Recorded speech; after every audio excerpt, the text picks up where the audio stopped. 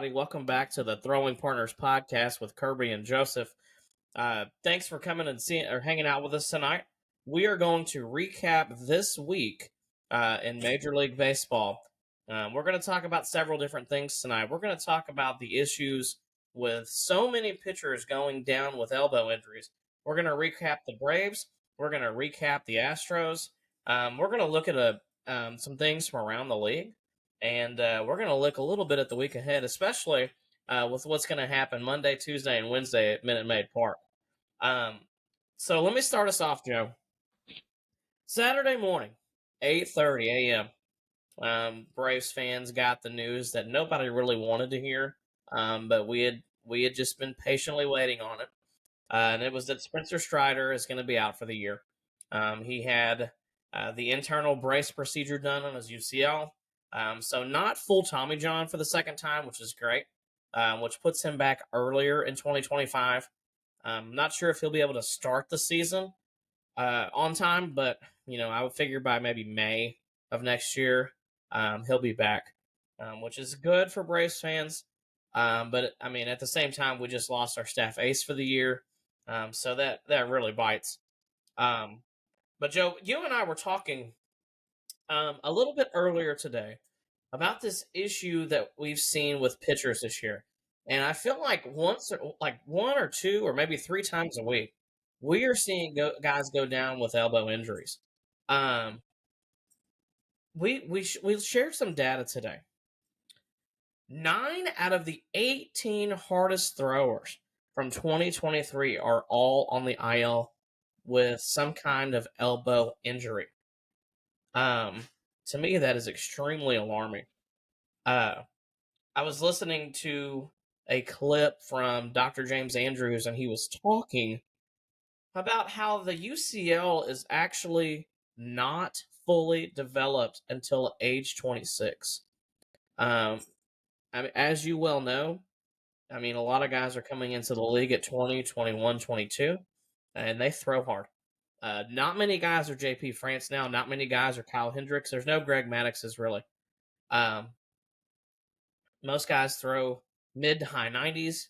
Their spin rates are outrageous, and they can spin everything. It doesn't matter if it's a slider, if it's the fastball, any kind of breaking ball. They're looking for those extremely high spin rates. Joe, do you feel that Major League Baseball has a problem? What do you feel like could be a solution? Is there a solution? Does MLB need a shift with how they feel about starting pitching, or just pitching in general? Let me hear some of your thoughts, and I'll tell you some of mine. So I've listened to a couple of people have their thoughts and opinions on what's been happening in Major League Baseball so far to start the season, and I've heard that this might be something that's being a little overblown for the casual fan, or for the people that aren't as in tune with baseball. I've heard that a lot of these injuries, these UCL injuries in the elbow, tend to occur early on in the season, while pitchers are being ramped up, to be able to go 90 pitches, 100 pitches for the remainder of the season. So I've heard that from experts that a lot of these injuries do tend to occur at the beginning of the season. I think that we're now putting a magnifying glass to it because so many, high valued names have gone down with injuries. You got Garrett Cole, Spencer Strider, Framber Valdez, Sandy Alcantara, Yuri Perez, all big name stars, and all guys that can really change the market when it comes to how teams value starting pitching. So I think that we pay attention to it as fans because we know that it will affect how our teams address starting pitching needs in free agency. A lot of teams may now start to be a little hesitant when signing these big star players to longer contracts like Garrett Cole. I don't think we might see a contract like Garrett Cole's anymore just because of how we've seen stars now be affected by these UCL injuries. So I think that baseball does have a problem I listened to a clip of Tyler Glasnow back in 2021 where he addressed that he did use sticky stuff, which started being cracked down in 2021. And he said that he used sunscreen and rosin, which is for the most part acceptable. He has big hands, so he wasn't using spider tack to get extra spin. The spin naturally occurred for him, but he used the sticky stuff to just have an overall better grip. Um, a lot of players or a lot of fans don't understand the difference between a baseball that they may have used during high school and an MLB baseball. There's a lot of differences. The leather is different, the quality of leather is different, and the seams are different. So on high school baseballs, the seams tend to stick out more to give these unrefined players a better grip on the ball. But in Major League Baseball, the seams are more pushed into the baseball, um, and the leather is a lot slicker, just because you're playing it at the highest level. I guess they expect the players to be able to perform without the assistance of a stickier baseball and a baseball that has as much grip as someone in high school. So he came out and said that he did use sticky stuff to just get a better grip, and he said that after his first start without using the sticky substance, he said that he was feeling elbow pain in places that he had never felt before, or sorry, soreness in places that he had never felt before. And he talked to a doctor afterwards, and the doctor, kind of mentioned that it'll be interesting to see how, you know, like once these substances have been banned, how it'll affect injuries in the future. So I think that, that is a key aspect of why these injuries are occurring is the sticky substance ban. He mentioned that your favorite pitcher has most likely used a sticky substance. It's standard practice up until 2021 because the baseballs were just too slick for starting pitchers to feel comfortable, or any pitcher in general to feel comfortable about throwing. You know, I think that another thing that could be a contributing factor. I know that Justin Verlander gave a very long answer when asked about the pitching injuries after his start with the Sugarland Space Cowboys, and he mentioned the change in philosophy when it comes to pitching, how an increase in wanting spin rate has really shifted guys training in the off season and has really shifted the mentality of a pitcher. And I think that has to do with a lot of the offensive mentality that has transpired over the last couple of years, going away from you know singles and doubles, hitting gap to gap, walking into more of a three true outcomes kind of game where you're voting for the long ball, okay with striking out, and just that encourages players to throw as hard as they can. And I think that they want to get the biggest advantage they can over the hitters. So I think that has really um, put an emphasis on increasing speed, or I mean, not pitch speed, but pitch speed and rotation. Um, so I think that also plays a factor. And I think, a lot of people want to blame the pitch clock, but I think it has less to do with the pitch clock. I do think that the pitch clock is a little bit of a contributing factor, but not as much as we, the fans, would like to believe it is. I think that kind of all of these three factors have kind of come together and create a more serious problem. But I don't think it's just one issue that has really created this overall problem with the UCL injuries. I think you gave some really good insight. I think there's two things that I want to mention. You were talking about the baseball, how it's not tacky at all. It's very slick. It's got low seams on it, and guys need something to be able to grip that correctly, just for the sheer fact that they'll actually have control of said baseball, and they're not gonna throw it all over the place. I think it's Japan that they actually vote as players on what ball they want to use for the season. I wish Major League Baseball would do something like that and just let the pitchers vote on it. Because the players, it's not going to really matter. But I wish they would let the pitchers here in America in Major League Baseball actually vote on what they wanted to use. And then I found it So interesting. Go ahead.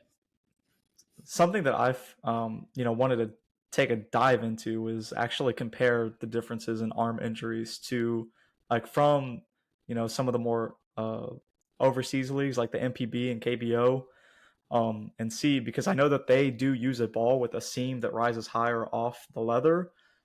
Just see the differences between the arm injuries that they have compared to the arm injuries that pitchers here and the MLB have. I would Mm-hmm. be really interested to see those numbers. I don't know if anybody has those numbers, but I would be interested in taking a look at them, because I think that if Major League Baseball does take a look at those numbers, they can really narrow down what some of the contributing factors to these UCL injuries are. I did listen to something that was pretty interesting the other day, and it was talking about how everything that pitchers do nowadays is max effort. Um, I mean, Mm-hmm. they are constantly working as hard as they can every single pitch, to put as much spin on the ball, to have as much velo on the ball. And what they said is with the pitch clock now, um, if you think about it in terms of like weightlifting or something like that, if you are going to the gym and you are going max effort to try to gain strength, you need a break in between. That way, your muscles can have maximum output. And it just kind of had the wheels turning a little bit in my head. It's like they really do need a little bit of a longer break. That way, everything can kind of come back together and have adequate rest before their next pitch. Um, so I don't know that the pitch clock really plays a part in it, but it was just an interesting thought that somebody had said. Um, it's just all of these things, like you said, have kind of come together, and now we're seeing a really big rise in it, especially with today's stars, and which is disappointing too, because I want to see Garrett Cole out pitching. I want to see Spencer Strider go for 300. Um, Garrett Cole is the closest to 3,000 that we've got right now, since nobody wants to sign Zach Greinke. Um, so I want to see these guys out playing. I wanted to see Yuri Perez play in the NL East. But here we are. We've got a big problem with it. I don't know if you see teams within the next 4 or 5 years go to a model like what the Rays do, and they have more openers. I don't know if teams need. I don't know if the Players Association needs to sit down and see if they can expand rosters where you can have 15, 16, 17 guys in the bullpen. That way, guys throw less. I don't know if that's a solution. Or if we're going to do away with starters completely and everybody's going to throw 2 innings, you're going to have 4 guys throw 2 innings and you're going to have one closer. And then basically you're going to throw 2 innings twice a week. I don't know. There's several different things that I think about that could be solutions, but honestly, I don't know if there are going to be any solutions. So it'll be interesting to see how it plays out the rest of this season. I hope that nobody else gets hurt, because I want to see as many talented guys play as possible. I don't want to see your AAA guys come up all the time and have to make spot starts, or maybe they become the 4 and 5 starter. Nobody wants to see that. That's not good for entertainment value either. So Mm-hmm. I don't know. I want to see the stars playing. But anyway, Exactly. I think moving on, Joe. Go ahead and give us an Astros update. It was a whirlwind of emotions for the Astros this week. Let's hear it. it definitely was. So it started off on Tuesday, or no, sorry, Monday, as they finished up a 4-game series with the Rangers. And they started off calling up Blair Henley, a AAA pitcher, to make his major league debut in a spot start, because, as we just mentioned, Framber Valdez was placed on the 15-day IL due to a left elbow soreness. Sorry. So Blair Henley, was scheduled to take the mound for the Astros, but in the top of the first, the Astros scored 2 runs right off the bat, giving him a little bit of a lead to work with. That quickly went away, as he was only able to get 1 out, and he allowed 5 runs. So the Astros were down 5-2 in the first inning after scoring 2 in the top of the first. The bullpen was asked to cover 8 2/3 innings, and they did not give up a run after Blair Henley came out, which gave the Astros an opportunity to make a comeback, and that they did. They would then go on to score 8 more runs, and they would win that game 5-2. And that was kind of the start of where the all of their problems throughout the week came in. They had overused their bullpen already on the road trip. I think they started the season playing, or they will have started the season playing 20 games in 21 days, so only having one off day for the first 3 weeks of the season.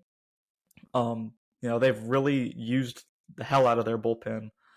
And they had the Hunter Brown start on Friday, um, in the same series where he was only able to go 3 innings. They asked the bullpen to cover, 6 innings, and then having to cover an 8 2/3 innings just 2 or 3 days later, was a big ask already. But then going into that Royal series, Christian Javier has a great start on Tuesday.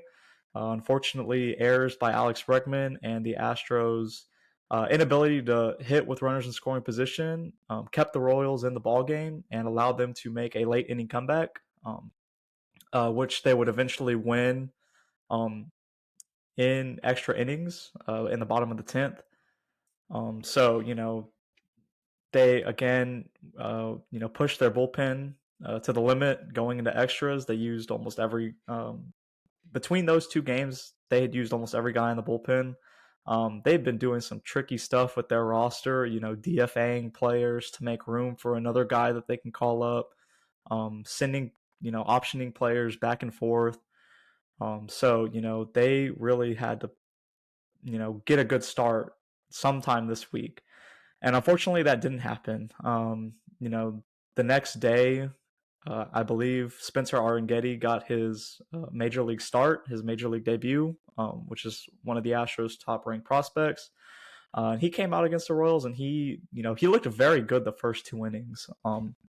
But then things kind of started to unravel in the bottom of the third, and it was a lot of soft contact by the Royals that really bit him. I'm not too concerned about his start overall. I think that his stuff looked good for the first 2 innings, and I still think it looked good in the third. I think that the Royals took some excuse me swings and just found grass. So I'm really looking forward to see how he attacks the Braves coming up on Monday. But he was only able to go, I believe, 2 2/3.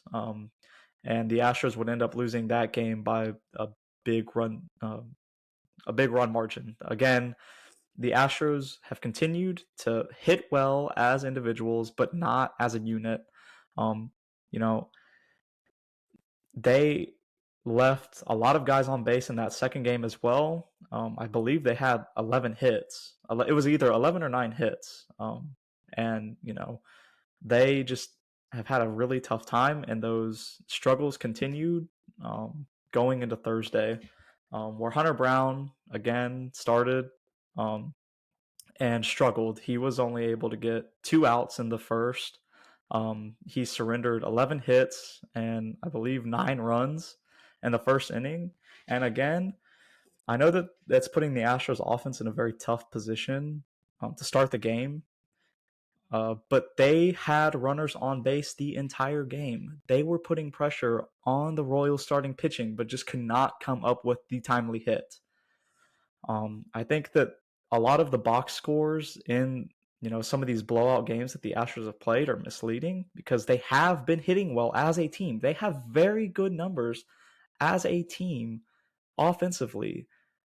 They just haven't been able to get that timely hit. They're one of the worst teams in the league hitting with runners in scoring position, and they're one of the worst teams with left on base numbers. They have left, I believe it's 17, about 17 runners on base per game as an average.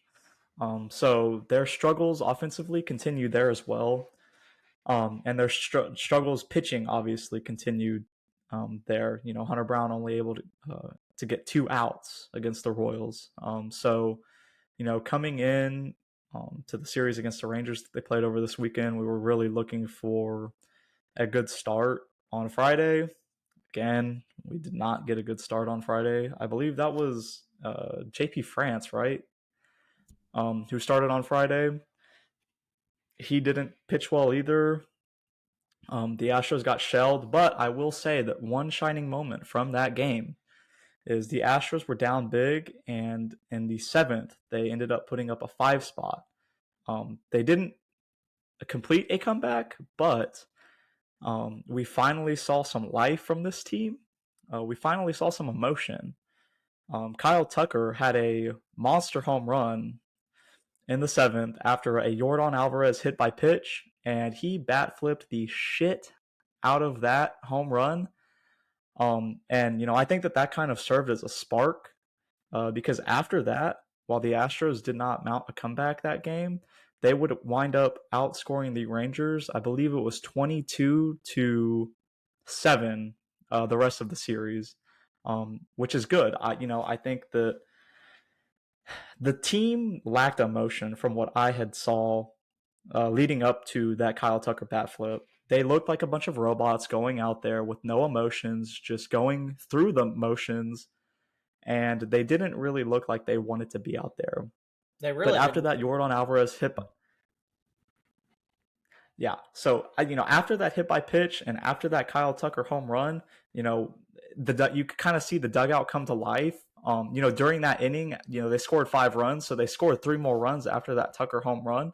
Um, After each hit, the players were finally showing emotion in the dugout, and like I said, they weren't able to mount the comeback, but I think that energy has kind of carried over into the rest of the weekend's performance. So Saturday and Sunday, the Astros offense kind of exploded.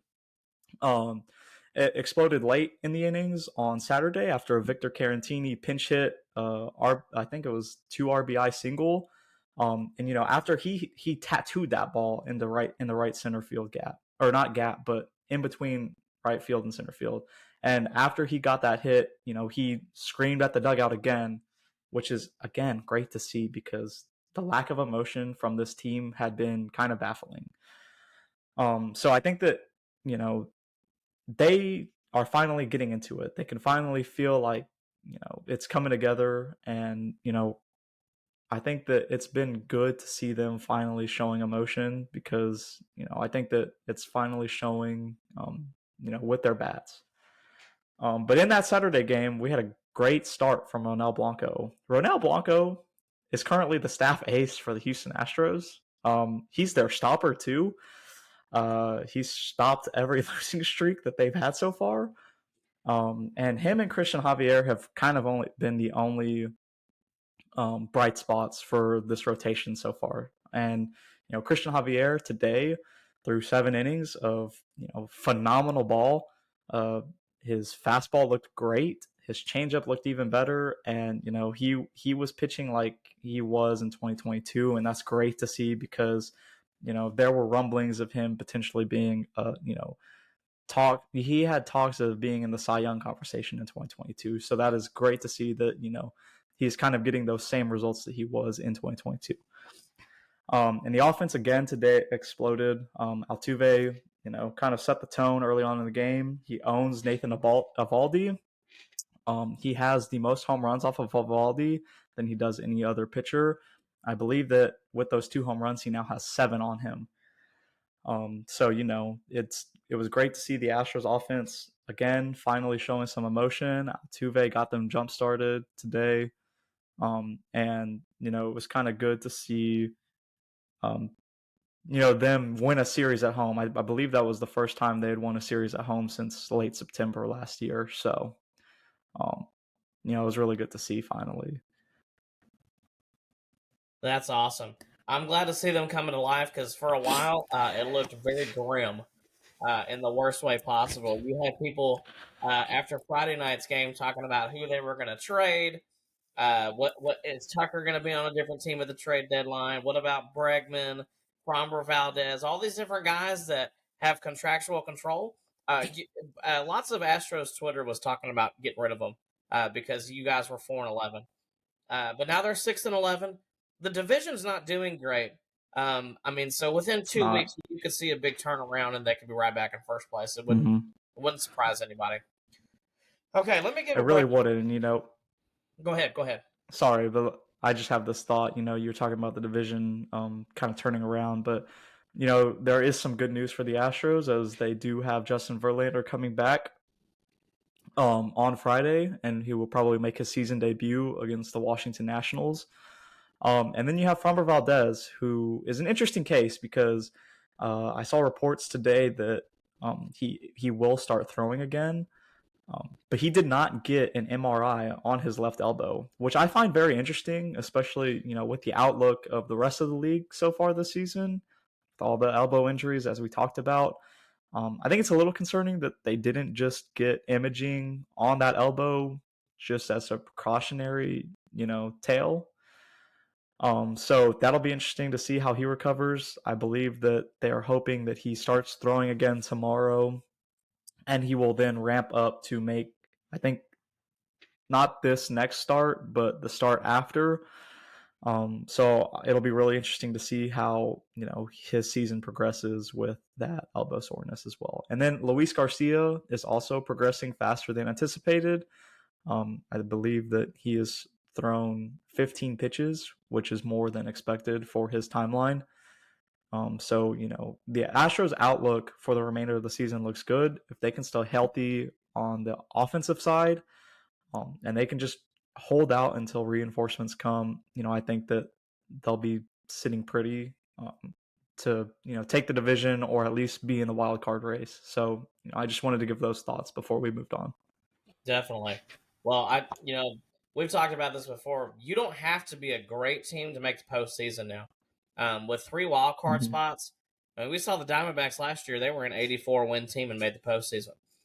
So you don't have to be that great just to make the postseason, and that's all that it takes. You just got to get in, and then once you have a seat at the table, I mean, it's on like Donkey Kong.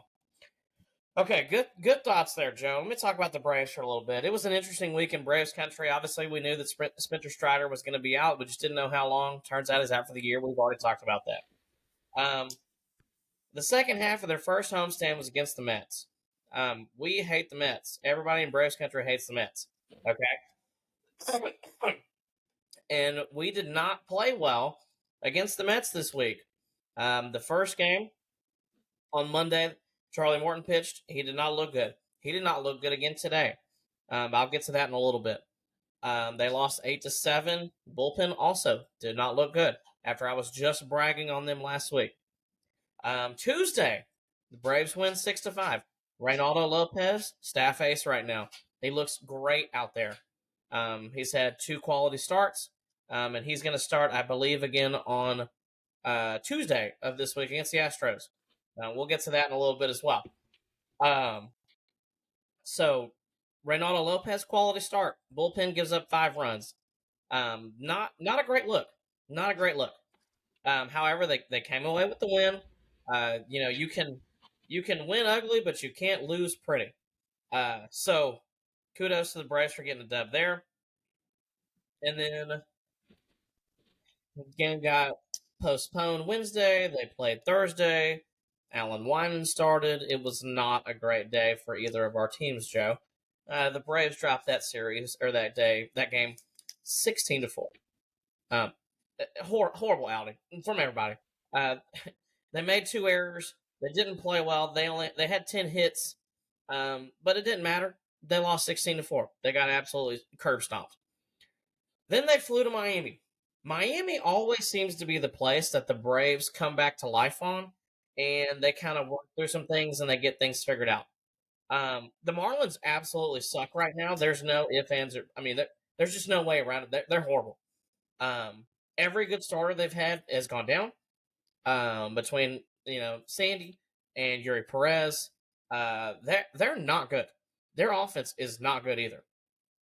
So Friday they go in and they do what the Braves do. They got a great start from Max Fried, thank God. He looked like his usual self. Went 6 1/3, had 4 Ks, brought his ERA all the way down to 8.74, up from what it had been at about 18-20. Bullpen looked great. Just a very clean game overall. Saturday. Saturday. Not a great day for the Braves. They dropped the they dropped the middle game 5-1. Chris Sale. Let me just say this: Chris Sale has not looked bad. Chris Sale had 2 missed calls against Jake Berger. That walked, the bases loaded, and then all of a sudden you've got a 3-run double. So instead of Chris Sale going 6 innings, giving up 2 runs, all of a sudden he goes 7 innings and gives up 5 runs. Very irritating. I don't know if maybe it's just because we have so much more data on umpires, but there have been some absolutely outrageous missed balls and strikes calls this year. Um, just even in that series with the Astros and the Rangers, those 3 to Wyatt Langford the other day, outrageous by Angel Hernandez. How that guy has a job is unbelievable to me. He is Let's just absolutely say hogwash. Go ahead. let's just say that Angel Hernandez is a great example of why unions are great because there's no reason why he should have a job, and he somehow does because of the strong umpires union. So Yep, I know it. It's unreal how bad some of these have looked. Like I said, Chris Sale had 2 missed calls against Jake Berger. Jake Berger gets walked. The next guy comes up, hits a bases clearing double. That screwed the pooch there for Chris Sale. Other than that, he threw 7 innings, which saved the bullpen. That was fine. So they dropped that game 5-1. The offense did absolutely nothing. But then today, Marcell Ozuna lives in Miami and he owns Miami. This dude has been on an absolute heater lately. He comes out and goes 3 for 5 today with 4 RBIs. But let me tell you about the top of the ninth, Joe. Top of the ninth, Ronald Acuna gets on, scores a single. Matt Olson gets walked. Braves have 2 outs. Marcell Ozuna comes up. I don't know why this guy from the Marlins thought it would be a brilliant idea to pitch to Marcell Ozuna, but I'm sure glad he did. He gets 2 strikes on Ozuna, both sliders, and then he decides he's going to throw one just low of the zone at about 86 miles an hour, and Ozuna parks it like 404 feet, 103 off the bat. Braves go up 9-7. They win the day, and they win the series, 2-1. It was what was going to be an ugly week at 2-4 ends up being a decent week at 3-3. Their starting pitching and their bullpen this week, not great. Honestly, absolutely atrocious in some forms or fashion. These last 7 days, I've got some stats here I'm going to read off. The team ERA has shot all the way up to 4.74 just to start. Okay? In 2 starts this week, Charlie Morton has allowed 10 runs in 2 starts. He's had 6 walks. And the worst part about it is his velocity's down like a mile to a mile and a half an hour, which is a little concerning. Granted, he's 40. He's old. But it is concerning. I don't know. I don't want to say that he ends up moving to the bullpen at one point or another, but, I mean, we've seen him in that spot before. Alan Winans gave up 6 runs in a spot start. Not good. Tyler Matzik gave up 5 runs this week. Chris Sale, 5 runs. Pierce Johnson, 3 runs. Overall, I bragged about the bullpen last week. This week, they have not looked good. So I'm hoping that they can kind of get back on track. The Astros obviously look red hot at home, which is great, Joe, for you. So these last 2 games, so they I think finally red hot is pushing it. Yeah. So needless to say, the pitching's been a little off. The offense is still doing their thing. The offense looks great, and Ronald Acuna is still not going. My only concern that I have with the offense right now, Marcell Ozuna hits 5th. He's on an absolute heater. If I am Brian Snitker, I want him getting as many at bats as possible. I want that guy in the 3-hole right now. I want to move my MVP pick in Austin Riley out of that 3-hole, and I want to put our Marcell Ozuna there. Austin Riley is great. We all know that. He is, in Chipper Jones' words, light tower power. However, he is a double play machine. He is a strikeout machine. And when he's off, he's off. When he's on, he's on. We've all seen him at his best. We saw that year in July, or that month in July a couple years ago, where he went on that heater. But right now, he's not that guy. I want Ozuna in that spot. I love watching Ozuna swing the bat right now, and I just want the bat in his hands as many times as we can. So that's my only concern right now. Also, too, something that kind of bothers me is that Jared Kelenic had been on an absolute heater to start the year as well. Now, granted, the Braves told him that they were going to platoon him with Adam Duvall, which has worked out fine. But I want to see Kelenic hit against some lefties because he's not going to be a platoon player forever. He's got all the tools to be a star. I mean, he does a lot of things extremely well. He plays left field like a Gold Glover right now. He's got a great arm. He runs the base as well. This guy needs to play every day. I want to see him hit against some lefties. I know that they like Duvall for that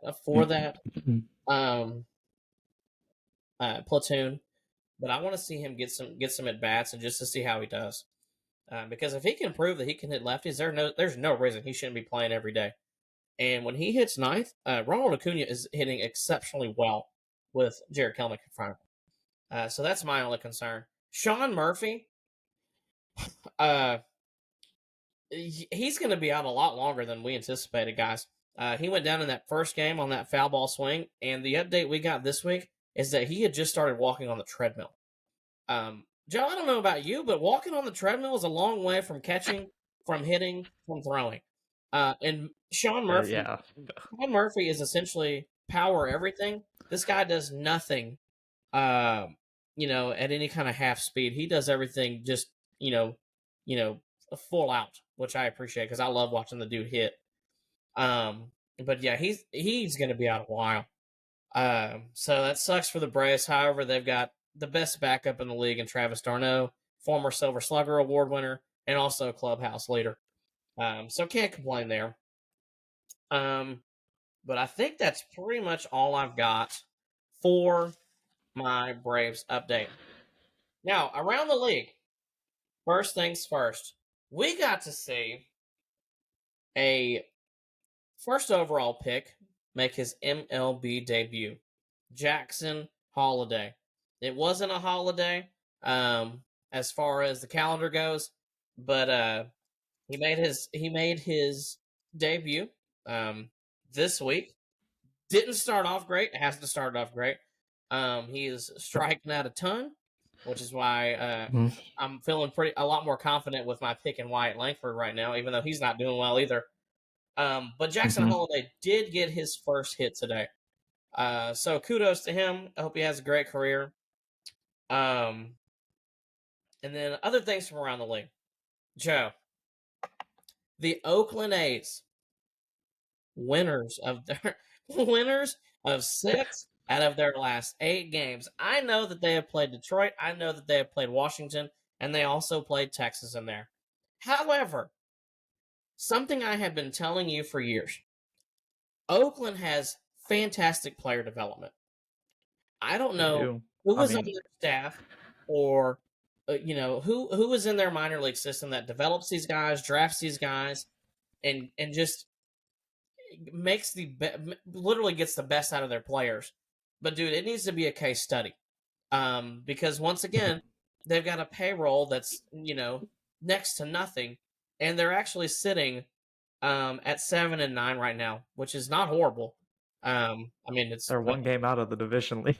I know it's early, but they're one game out of the division lead. Yes, exactly. I think that it helps.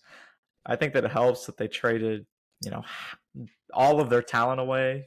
Sean Murphy, Matt Olson, Sean Manaea, Matt Chapman. Let's see who else. Matt Chapman, Marcus Semien. They traded him too.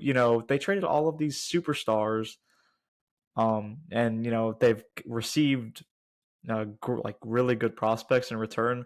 But even before that, they were great at finding players and developing them. So it's been a while since, or I've watched them now for a while since the Astros have moved into the AL. And we have obviously played against them. We've played against them in the postseason as well too. And it is interesting how they always find a way to develop players. Now, I don't think that what they're doing right now is sustainable over 162. I think that they will come back down to earth eventually, and I think that we will then see the Mariners and Astros leap over them. Um, but it's interesting to see. The early season stats are always funny to look at because there's not a great sample size, and you know some of the numbers just look so lopsided sometimes that you really have to wait for things to kind of like draw back to the mean, Yeah. as some would say. So So speaking of small it's sample interesting to size, see them right now. So, but yeah. Speaking of small sample size, let's look at the NL Central. Everybody in the NL Central right now has a winning percentage above 500, except the Cardinals, which we told y'all the Cardinals are going to be frauds. Um, I I am impressed with the NL Central right now. Do I think that all of them are going to have winning records at the end of the year? No. But right now, a lot of them, they all have a positive run differential, which is great. mm-hmm. And then their division leader right now. I'm going to talk about the Brewers for just a minute. I don't know if trading Corbin Burns was the Patrick Ewing effect, but right now it sure looks like it because they're playing exceptionally well. Once again, the Brewers are a pitching factory. They always develop arms extremely well. Right now, they've got a team ERA of 3.65, which is eighth in MLB. Not bad. They are third in the MLB in walk rate, which is great. They're not giving free passes. As far as their hitting, they have a team WRC plus of 127. That's fantastic. They are third in Major League Baseball right now in homers with 22. They are fourth in Major League Baseball in stolen bases with 19, so they're being aggressive on the bases. Now they are league average in their walk rate and their K rate. If the walk rate goes up and the K rate goes down, Joe, we might actually see them be like the top offense in Major League Baseball, which nobody would have predicted. Um, Nope. I I don't know how sustainable that is for them, but they're really having a great start to this season so far. They've played 14 games, they're 10-4. Um, it's really cool to see. They have some of the coolest City Connect jerseys with the Brew Crew on them. I still want a William Contreras one, just because he was former Brave, and I really liked him, especially when they called him Wild Bill. Uh, but yeah, they actually look very impressive right now, and they've actually played good teams as well, and beat good teams like the Orioles this weekend. Um, and then around the league as well. My National League Rookie of the Year pick, Shota Imanaga. This dude, Mm-hmm. once again, had a great start today. Let me pull up the numbers real quick. Where's the Cubs game? There it is. Shota He's Imanaga. got an ERA of 0.00. That ERA of 0.00 looks absolutely outstanding. Um, let's see. Where is his stats at? Did he pitch today or did he pitch yesterday? He pitched today. He pitched today. Did they have a I bullpen or I something? believe he went. I believe he went six and gave up no runs. Obviously, with that 0.00 ERA. I'm not sure who the Cubs played today, but He must have pitched yesterday. Hold on. um, I cannot find it. I believe it was today. I thought it was too. Did I miss this? No, it was yesterday. It was yesterday. Yeah. He Oh, went it was yesterday. he went My bad. 5 and a third, gave up one unearned run and had 4 strikeouts. So yeah, his ERA is still 0.000. You love to see it. I just hope that my prediction stays up. Because Yamamoto has not been the $365 million man that they thought he was going to be. His ERA is sitting at Nope. 4.5, and he's not giving them a ton of innings. I think his last start he only went 5 innings. So to see Imanaga doing well is awesome. Not to mention too, he's pretty fiery. I like that. I like that. I think it's awesome. So shout out to Imanaga. He's been great. And let's see what else from around the league. Um, let's see.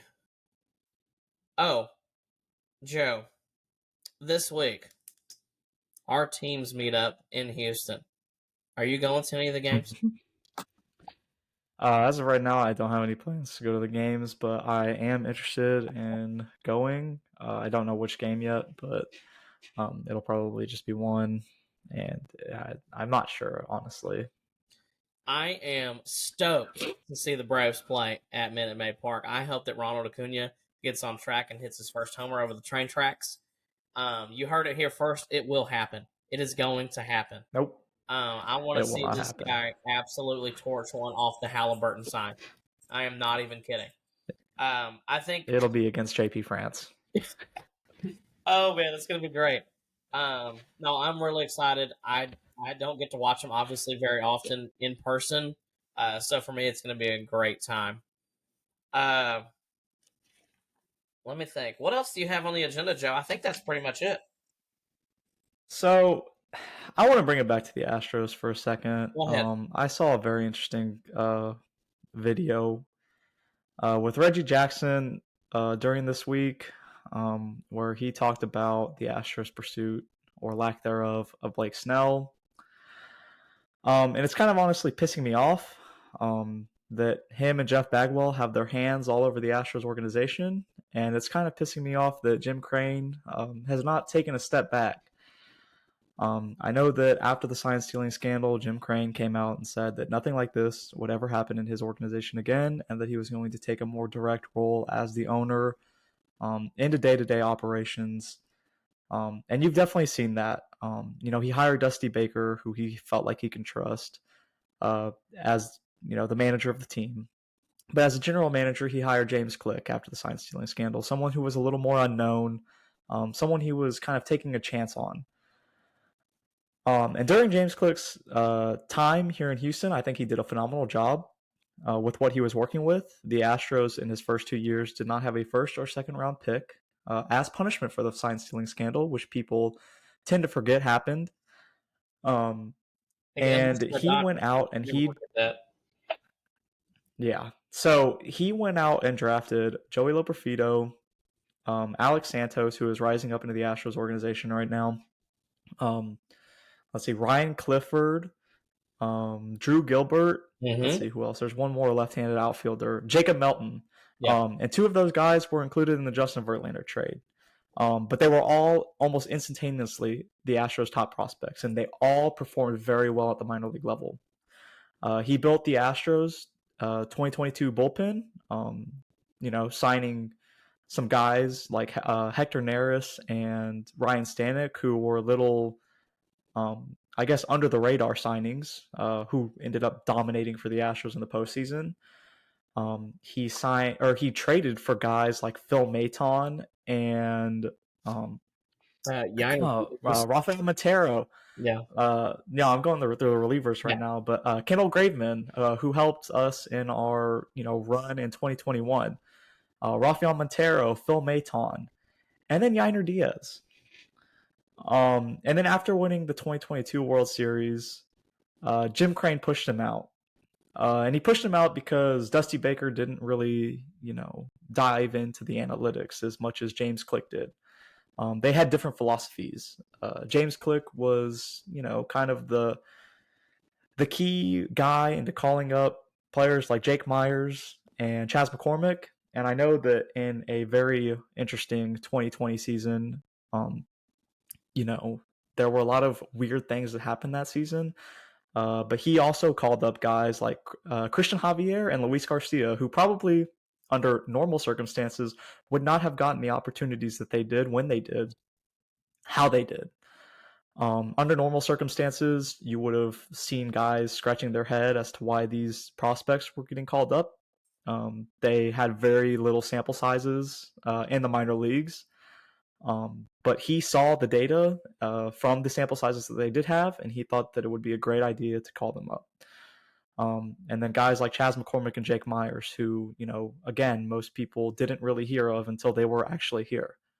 He called them up as well. I know that they weren't his, draft picks, they weren't his signings, but he was the one making those calls, or at least signing off on them. And then he got pushed out after 2022. And for 3 months after 2022 and the 2023 offseason, the Astros did not have a general manager. And let me get to the point. Reggie Jackson came out and said that they did not pursue Blake Snell because they were being fiscally responsible, is the words that he used. Well, Reggie Jackson, who was part of the front office along with Jeff Bagwell and Jim Crane, who signed Rafael Montero and Jose Abreu, two aging players, and Josh Hader to $50 million between the three of them. That, in my opinion, is not fiscally responsible. Signing an aging first baseman who career-wise had never played well in Minute Maid Park was kind of a bad idea. I know at the time I was excited for it, but looking back on it, there were some question marks after the signing. When you looked at, Abreu's trend career-wise, and then you looked at his numbers at Minute Maid Park, a lot of people started questioning the move almost instantaneously. And then signing Rafael Montero. Again, I was happy about that at the time, but when you really take a look at it, he had only had that one good year in 2022, where it looked like James Click kind of caught lightning in a bottle. After trading for him and Kendall Graveman. And then you have signing Josh Hader for $95 million in 5 years. After you lose three key members of your bullpen, only signing one player to replace those innings, which has kind of been the crux of the Astros, problems so far this year. They haven't had any, strong established relievers in the bullpen to navigate those tough innings, to eat those innings. They've been relying on like fringe guys like Seth Martinez, Taylor Scott, Joe Cunnell, whoever that is, whatever that is. Just relying on these AAA guys that they have had to, mangle back and forth between Sugarland and Houston. And it all comes back to pushing James Click out when they did, which again I thought was a mistake when it originally happened, because he had done so well drafting, again almost instantaneously drafting 5 of the Astros' top prospects. And I think that you can even look back at the 2023 trade deadline, and I think that Reggie Jackson, Jeff Bagwell, and Jim Crane's hands are all over that Justin Verlander trade. I do not think that Dana Brown had the intention of going into that trade deadline and trading Drew Gilbert and I believe Ryan Clifford for a 40-year-old pitcher. All offseason, he had been talking about how he was ready to see Drew Gilbert perform in the major leagues and contribute to the team. And then all of a sudden, you see him change it up and deal him at the deadline. I don't believe that Dana Brown has really had the opportunity to establish himself as the real Astros general manager. I think that Jim Crane has been a helicopter mom in a way, and I know for good reason. He has his reasons, and they are good reasons, but I just wish he would let the baseball operations people do their job. Established people who have learned in the Tampa Bay organization, in the Braves organization, not homegrown guys like Jeff Bagwell, who have never seen a front office operate before, or Reggie Jackson, who was a great player, but where is his front office experience coming from? And I wouldn't be pounding these guys if they weren't so outspoken about their pursuits or lack thereof of certain players. Jeff Bagwell, after the Jose Abreu signing, came out and was bragging that he was part of the reason, they were able to recruit Jose Abreu to Houston.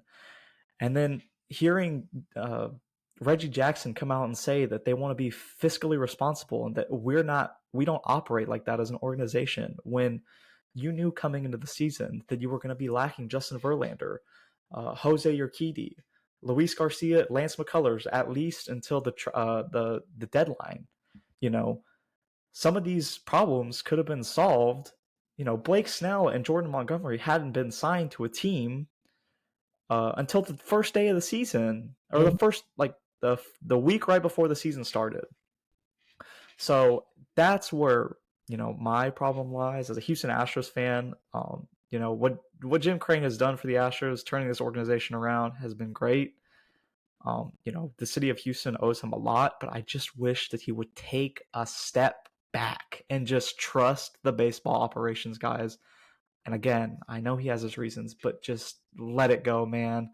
Like Dana Brown, I have no reason to believe that he has been the one calling the shots after what I heard Reggie Jackson say on that podcast. So I just wish that they would give him a real opportunity.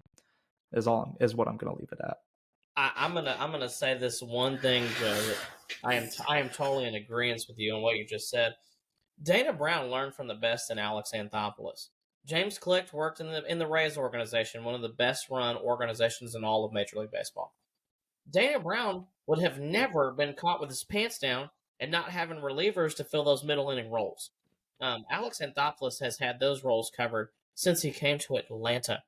2019, this dude traded for half the league to bolster their bullpen between Shane Green, Chris Martin, Mark Melanson, all of those guys. He went and got him at the trade deadline.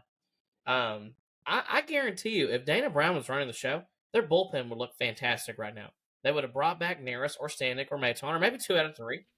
And then he would have gone out and got a couple of guys that he knew that they probably could shape up and that could really make an impact for them. And not rely on these, quadruple A players to fill these innings that they don't need to be filling,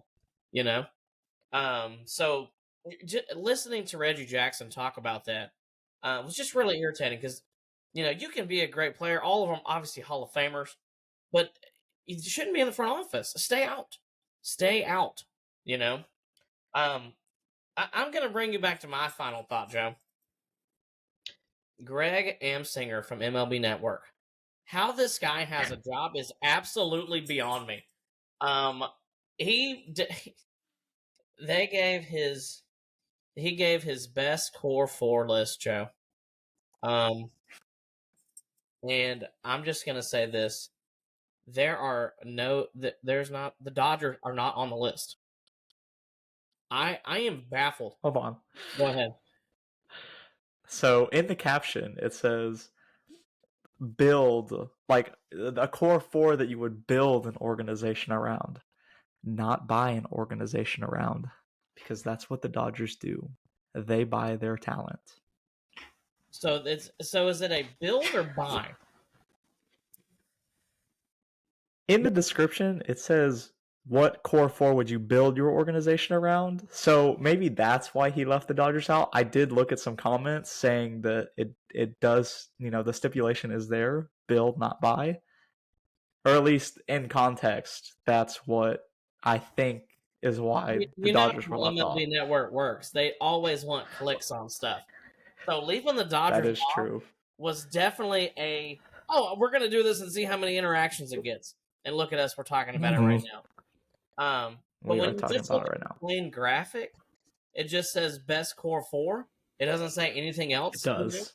So when my initial reaction is leaving the Dodgers out, like he either made a total mistake or this guy is totally wanting clicks.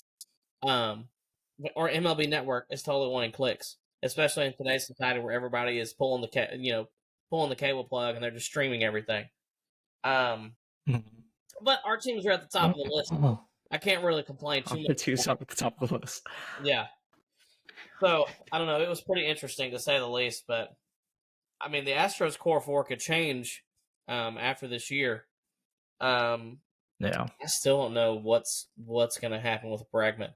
I don't know. I don't know, Joe.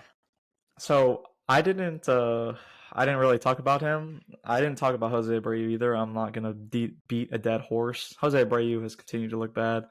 But Alex Bregman has looked even worse somehow. Yeah, a lot of the Royals series was kind of on him. He came up in almost every situation with runners on and was not able to come through. Him and Jose Abreu and John Singleton, probably the 3 worst offensive players on the team right now. during that Royal series, they were a big reason why the Astros were not able to come up with big hits. The ball or the at bat always found a way to find them in those big situations. And when it rains, it pours. They struggled, all three of them, throughout that entire series. And quite honestly, I know that he had a good game today, but Chas McCormick is lucky that all three of these players are struggling as bad as they have been, because he hasn't really been much better. But he did look a lot better today. I did see a report that he did make an adjustment at the end of the Kansas City series, and he did have some really good at bats today. So I'm hoping that those adjustments pay off over the long run.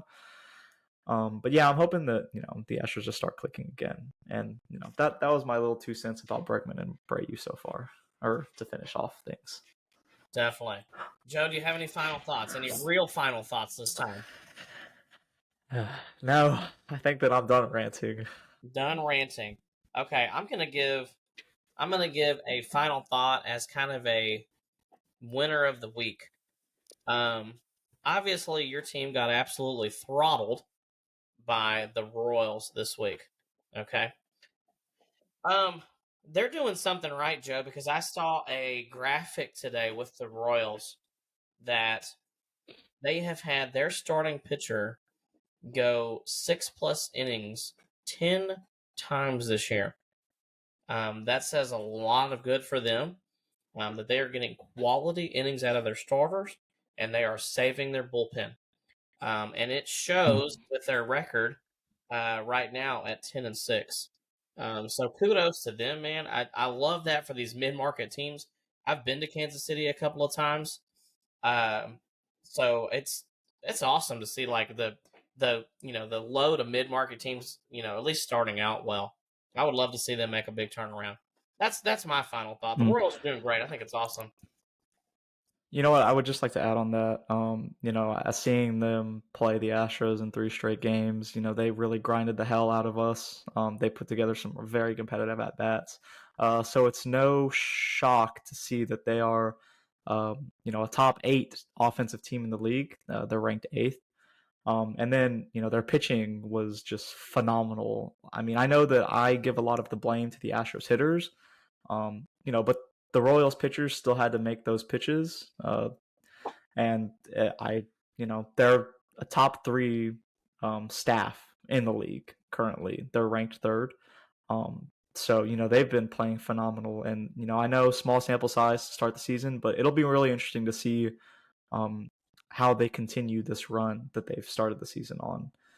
Because, like you said, it could be really good for, them to be competitive again, like they were in that 2014-2015 stretch. And let's be honest, Joe. The Royals right now, their best starters are Raggins and Waka and Lugo. That's not a terrible 3 starters to have starting playoff series. Raggins right now, that dude is a stud. He is outstanding. The Rangers should have never traded that guy for Aroldis Chapman.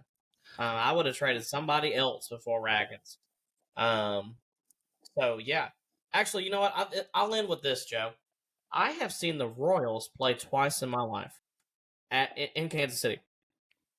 The first time I went was in 2002, and they played the Angels. Okay. The Royals absolutely throttled the Angels that day, which was cool to see the home team win. They were terrible. And I got Benji Molina's autograph that day. Well, we all know what happened in 2002. The Angels won the World Series that year. Okay. 3 years later, we go back to Kansas City. Okay. And the Royals absolutely throttled the White Sox that day. Okay. Which was cool. Again, to see the home team win.